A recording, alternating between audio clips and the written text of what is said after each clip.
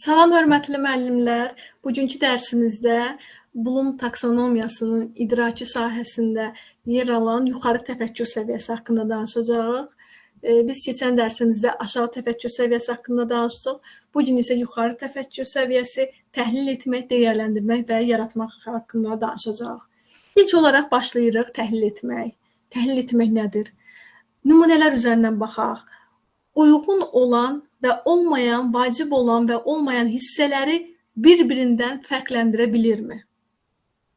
Verilmiş materialda müəllifin mövqeyini müəyyənləşdirə bilirmi? Burada xırdalayaq daha aydın şəkildə hər hansı bir nümunə üzərindən baxaq. Məsələn, deyək ki, 3 növ salat var. 3 növ salatı biz daha üzdən müqayisə ediriksə, bu anlamaq mərhələsidir. Məsələn, necə müqayisə edə bilərik? Məsələn, bunun tərəvəzlərdən ibarətdir, bu meyvələrdən ibarətdir. Bu cür fərqləndiririksə, bu olacaq anlamaq mərhələsi.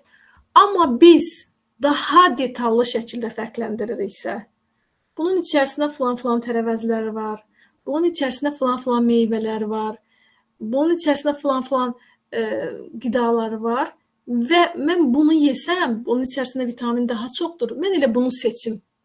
Biz üçünü də ayrı-ayrılıqda detallı şəkildə fərqləndirib birini önə çıxarırıqsa, bu olacaq hansı mərhələ? Təhlil etmək mərhələsi. Və yaxud da verilmiş materialda müəllifin mövqeyini müəyyənləşdirə bilirmi?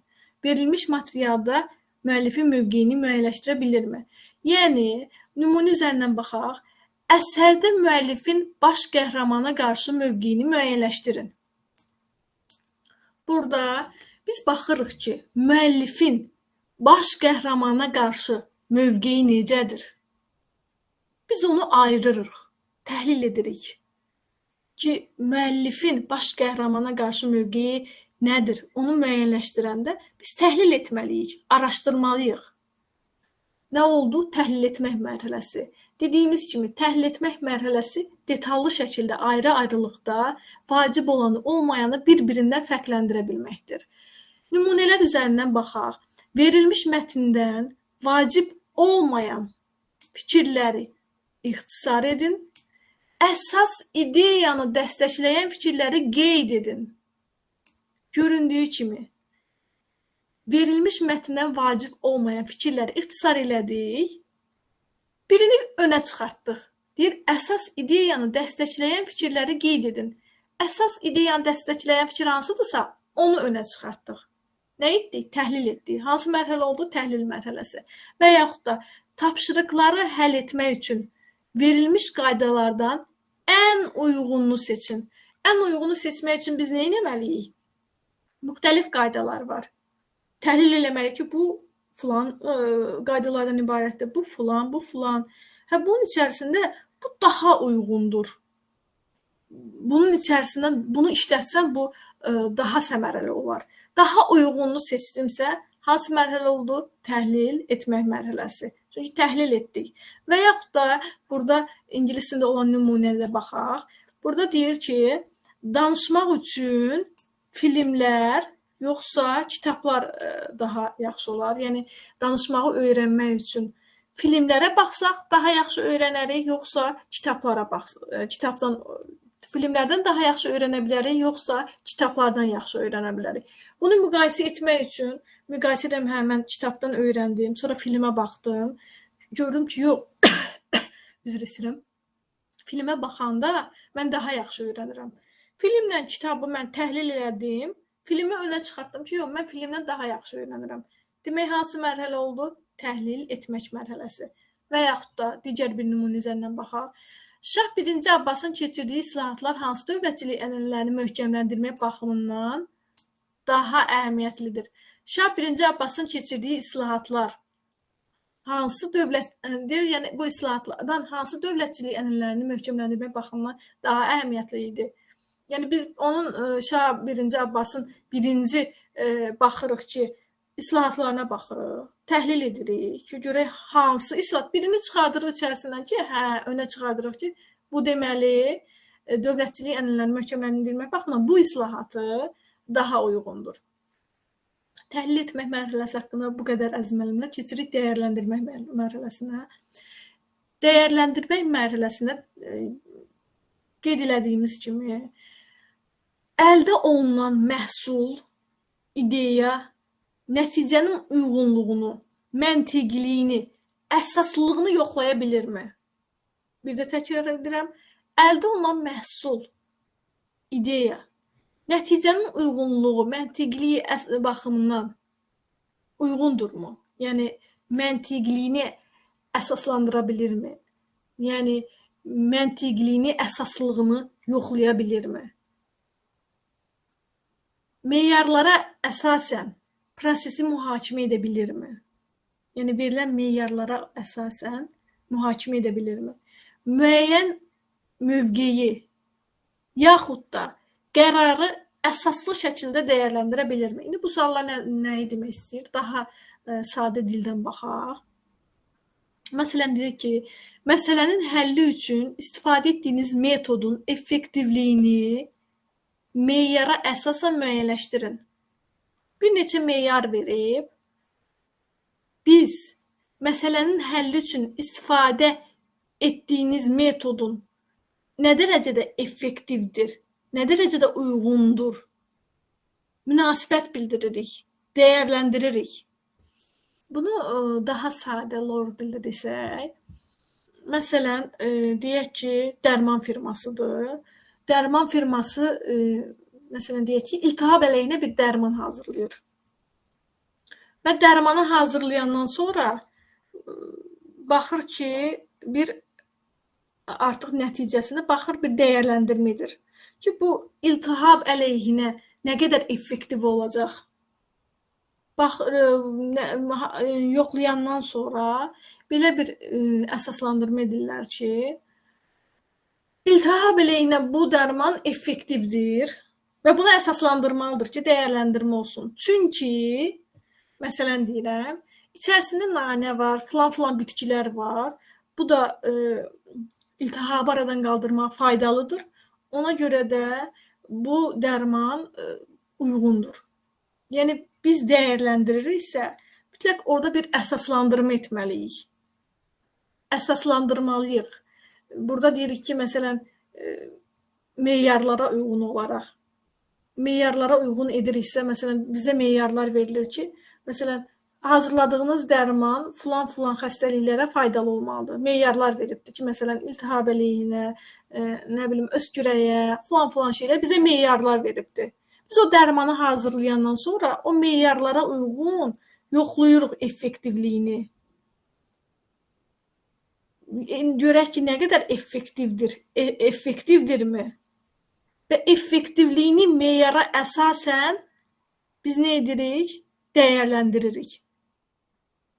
İndi daha aydın şəkildə digər nümunələr üzərindən baxaq. Ağqoyunlu hökmdarı Həsən Padşaha tarixi şəxsiyyət kimi münasibətinizi müdafiə edin. Yəni, biz Ağqoyunlu hökmdarı Həsən Padşaha tarixi şəxsiyyət kimi münasibət bildiririksə, bunu havadan sudan münasibət bildirməyəcəyik.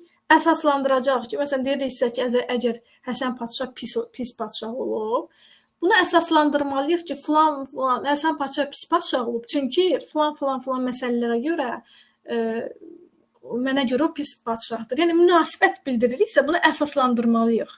Və yaxud da yaxşı padşah deyiriksə, yenə də əsaslandırmalıyıq. Bəzən olur ki, təhlil etmək və dəyərləndirmə mərhələsini qarışdırırlar. Hər ikisini qarşılıqlı şəkildə baxaq. Məsələn, bu dərmanı nümunə olaraq çəkdik. Əgər biz, məsələn, iltihab əleyhinə bizə dərman lazımdır. Biz 3 dərmana baxırıq, hər üçünün tərkibini oxuyuruq ki, bunun tərkibində filan şeylər var, bunun tərkibində filan, bunun tərkibində filan. O üçünün içərisindən birinin o ingrediyentlərini oxuyuruq, baxırıq ki, tərkibi daha zəngini, daha faydalılar. Birini seçiriksə, birini önə çıxardırıqsa, bu olur təhlil etmə mərhələsi. Çünki üçünü ayrı-ayrılıqda təhlil elədik, analiz elədik, birini önə çıxartdıq. Amma dəyərləndirmə mərhələsində artıq biz hazırladığımız dərmana dəyərləndiririk ki, nə dərəcədə bu həmin o iltihaba qarşı effektiv olacaq, nə dərəcədə effektivdir, yoxsa effektiv deyil. Biz bunu artıq dəyərləndiririk. Artıq biz onun nə dərəcədə effektiv olduğunu, uyğun olduğunu baxırıq ki, məsələn, deyirik effektivdir. Deyirik çünki filan şeyə görə effektivdir. Biz burada artıq uyğunluğunu, effektivliyini burada yoxlayırıqsa, effektivliyini meyara əsasən dəyərləndiririksə, nə oldu? Olacaq bu dəyərləndirmə mərhələsi. Və yaxud da digər bir nümunə üzərindən baxaq. Cırtdan nağılında cırtdan və yoldaşlarının yol ayrıcında qalar ki, etdikləri seçimi mühakimə et. Orada yol ayrıcında qalır, biri işıq gələn tərəfə, biri nə bilim ütürən tərəfə belə gedirlər axı ya, hər birinizin bildiyi nağıldır.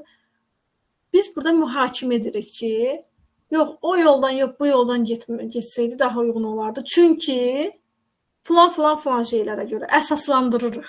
Yəni dəyərləndirmə varsa, mütləq biz burada əsaslandırmalıyıq.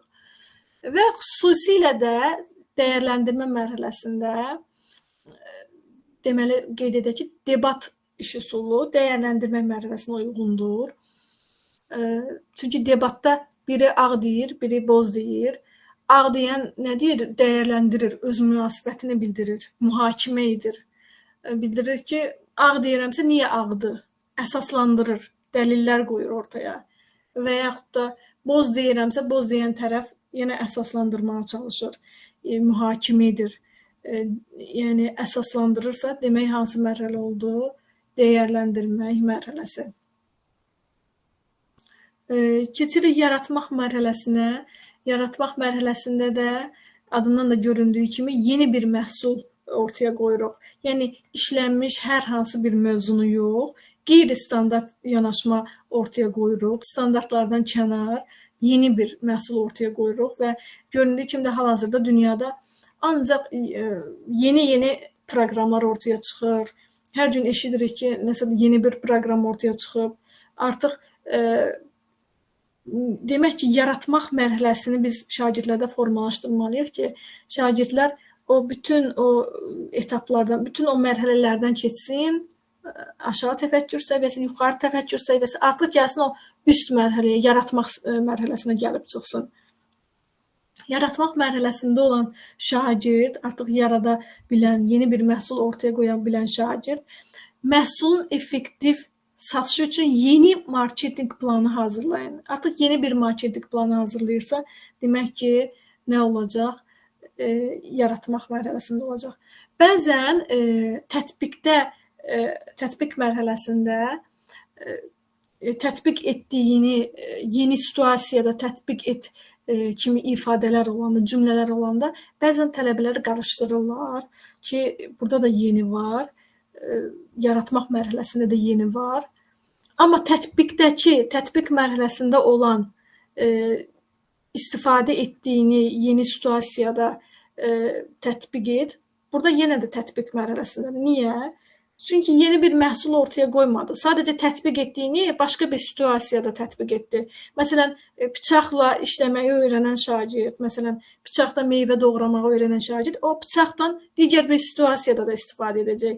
Bıçaqdan nə bilim, məsələn, dipçək güllərinə də qulluq etməyi biləcək.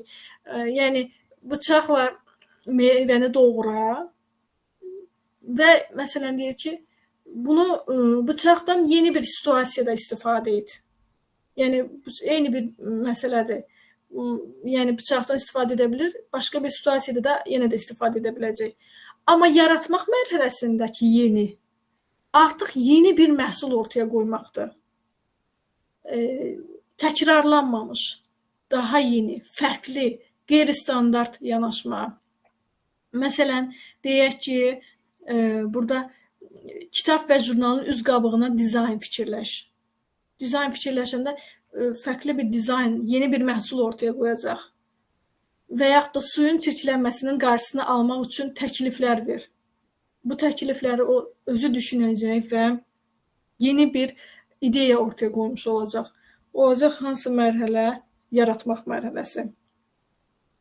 və təhsilin də hal-hazırda qarşısında duran əsas məqsəd bu yuxarı təfəkkür səviyyəsini şagirdlərdə formalaşdırmaqdır. Düzdür, keçən dərsimizdə də bildirmişdim. Bu təfəkkür səviyyələrinin hər biri eyni dərəcədə vacibdir.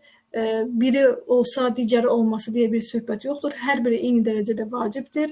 Çünki xatırlamasaq anlaya bilmərik, anlamasaq tətbiq etmək, tətbiq etməsək təhlil etmək, dəyərləndirməsək yaratmaq mərhələsini reallaşdıra bilmərik.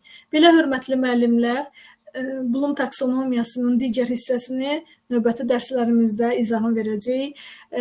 Sualınız olarsa, təklifiniz olarsa, iradınız olarsa, rəy bölməsinə bildirin. Bu bizim üçün çox önəmlidir. Sağ olun.